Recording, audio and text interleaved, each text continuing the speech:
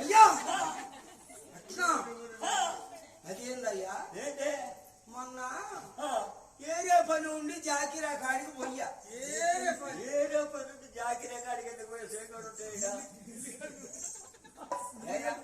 సేగాడు ఉన్నాడు కదా ఉండని యాడ్ చేస్తుంది.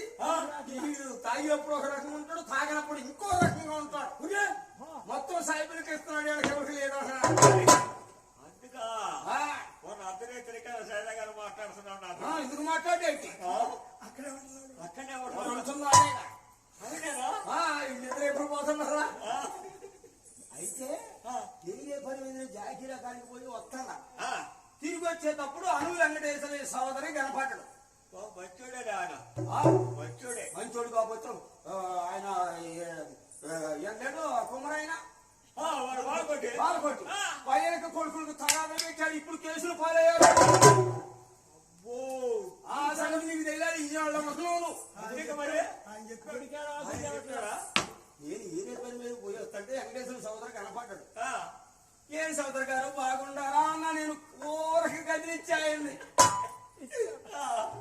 వచ్చేటప్పటికి ఆయన అసలు విషయం చెప్పాను. అసలు విషయం మొత్తం చెప్పాడు. ఏం చెప్పేది ఏందయ్యా? నువ్వు ఇట్లా రోడ్లే మనం తిరుగుతున్నావు కదా, గంటకి కొట్టుకుపోతున్నావు కదా. అసలు నువ్వు కొట్టుకెందుకు పోతున్నావో, నువ్వు ఎందుకు పుట్టావో, ఎవరికి పుట్టావో చెప్పాను.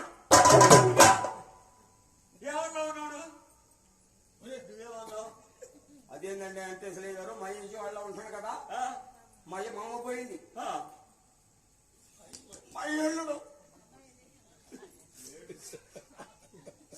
మై మీద అంత దేవత తప్పండి సోదరు గారు, పసినట్టుగారు అన్నది.